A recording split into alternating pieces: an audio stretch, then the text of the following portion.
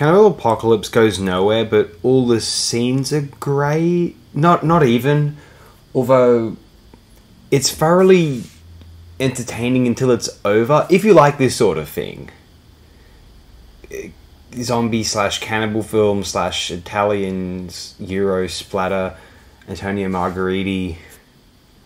For those who like all of those tags, listen, I don't know how wrong this will go for you. It stars John Saxon.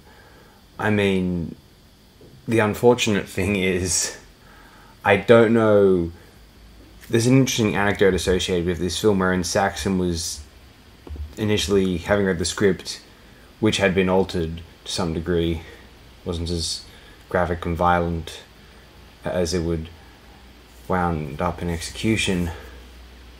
Saxon felt as though this was an interesting metaphor for PTSD after returning from the Vietnam War back to the United States. Of course, it's a gory post-cannibal Holocaust, post-Dawn of the Dead horror flick.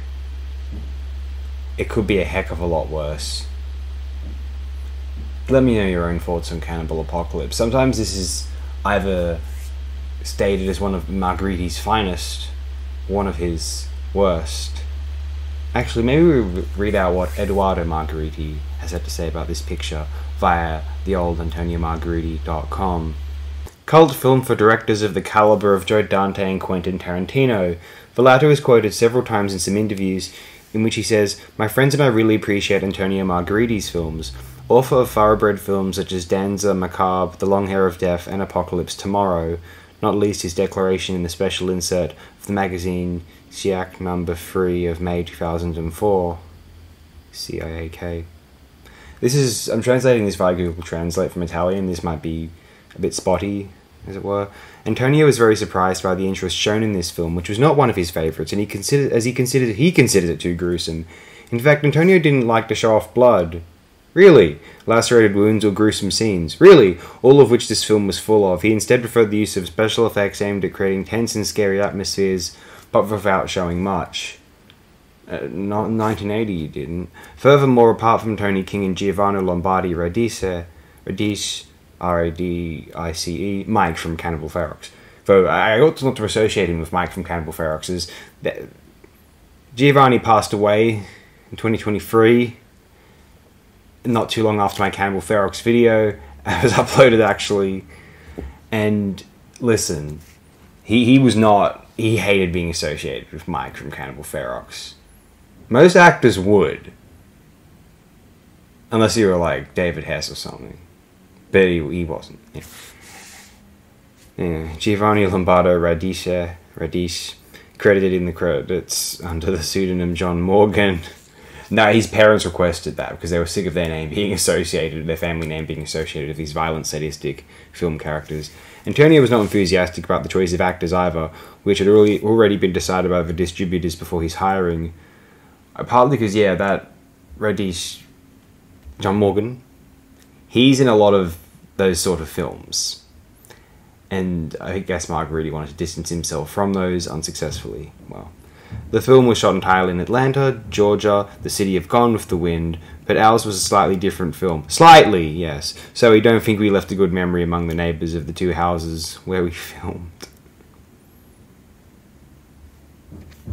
Just making sure I haven't missed anything. The sewer sequence was built and shot in Rome, in the De Paola sound stages, the current studios in Via Tiburtina.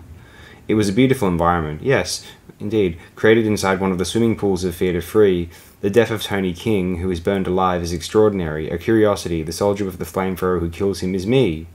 As in Edoardo Margheriti? Wow, okay. And the makeup of Giovanni Lombardo Radice, who is hit in the back by 2 close-range rifle shots, is very beautiful. Yes, beautiful. Wow. While he is clinging to a railing, and the policeman who shoots can be seen through the hole that is created in his chest, an effect that will also be used a few years later by Robert Zemeckis for his horror grotesque comedy Death Becomes Her, where we see the talented Meryl Streep through the hole in the chest of Goldie Hawn, who she has just shot. A scene certainly inspired by the director or the screenwriters by this particular scene from Antonio Margheriti's film. That's an idea you could come up with independently, surely. Death Becomes Her. I never saw that. Forgive me here, if you can.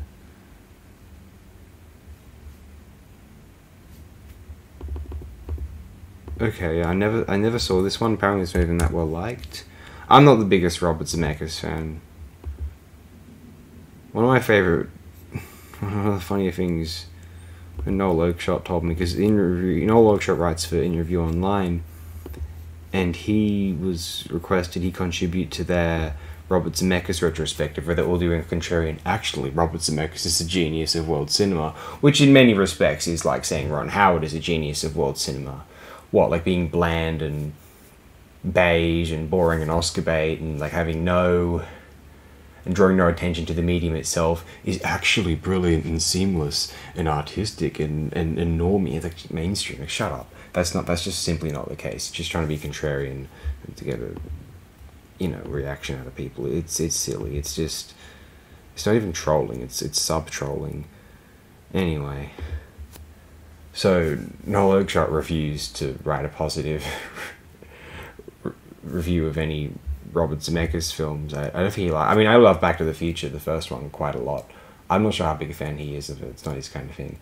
Anyway, but he was asked to do a review of the Witches remake, and he was just like, nah. I mean, he trashed it. It was magnificent. But anyway, so Robert Zemeckis. That's my Robert Zemeckis story. But yeah, no, I'm not the biggest Robert Zemeckis fan. I do really like Back to the Future. Of course, Back to the Future 2's got some good VFX sequences, but it's also a really dumb fucking film at the same time. And Zemeckis directed Roger Rabbit, I'm 99% sure, which is a decent film. I think we can all agree. Not my favourite film. It's alright.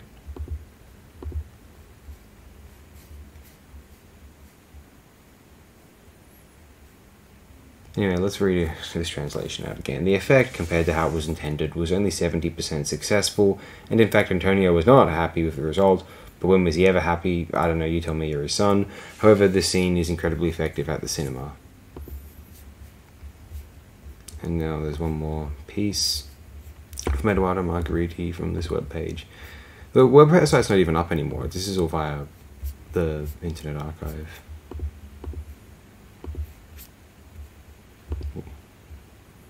Web.archive. Yes, here we go. Apocalypse Domani was the first film I made with Antonio as assistant director, and I have excellent memories of it. We shot it entirely in Atlanta, taking advantage of a beautiful setting. Overall, it was an easy film, and I don't remember any particular problems. However, there are many amusing memories, such as the notable difference in height between the actress Elizabeth Turner and John Saxon. She was over 6 feet tall, he was not, which forced the actress to almost always act barefoot. We built small walkways made of platforms 7 or 8 centimeters high on which Saxon walked alongside her when they were close. Oh, these guys are genius for covering all that up. I had no idea. I mean, maybe if you looked for it, you would know, but like, okay, interesting. That's like, the most fluid use of creative geography in a film ever is Creature from the Black Lagoon. They're not filming the underwater segments underneath that boat. That's an entirely different location. That's a big swimming pool soundstage they have over in Universal. It's like Disneyland, Florida. It's Universal Studios, Florida. It's somewhere. And then the boat set, that's entirely somewhere else. I don't know if it's a set or a real location. Probably a set. Or somewhere in California, maybe. But God, no, that's seamless. You don't question that whatsoever, do you? Or a scene in which the window of a shopping centre was smashed. The production had the window replaced, mounting a tempered glass which should have exploded into 1,000 fragments with great ease. During the preparation, we were all very cautious and careful not to touch the very fragile crystal when then filming began. We had to turn it at least 10 times. The crystal seemed indestructible, as if it were bulletproof. In the end, we resolved with the chief stagehand, Sergio Profili, a great friend of Antonio and mine, who passed away for many years now, hidden under the frame and sheltered by a large black cloth, who when he saw the baseball arriving that should have broken through the glass, hit it with a powerful hammer from underneath. Sergio had incredible strength, the only man I've ever seen unscrew bolts with his bare hands, and the scene succeeded on the first try. I also played a small part in that film. I was the first police officer to be infected by the virus and to attack a policewoman by biting her breast. Luckily, I died almost immediately. Antonio often used crew members in his films to play secondary characters, often so he could have them on hand at any time if he decided to change the schedule and shoot an additional scene. Personally, I think I appeared in at least a dozen of his films, and in almost all of them I ended up killed in a more or less bloody way, like in The Last Hunter, where I was pierced by a Viet Cong trap bristling with spears made from bamboo canes, and I died with all my guts hanging in the air. Maybe Antonio wanted to get rid of me. I doubted Eduardo. I think he just knew that you as his son wouldn't have a problem with being ordered by your father to do something compared with, crew members like, oh, I don't want to be part of some practical effect where I'm getting cut up. It sounds kind of grisly. Actors are kind of pompous and above it. I think he just knew you'd agree to it, and so he trusted your conviction and your faith in him as your father and as your director and boss. That's just my theory and opinion, though. Might be baseless. In any instance, we'll close it here. Nearly 11 minutes on Cannibal Apocalypse. Jeez, we better close this here.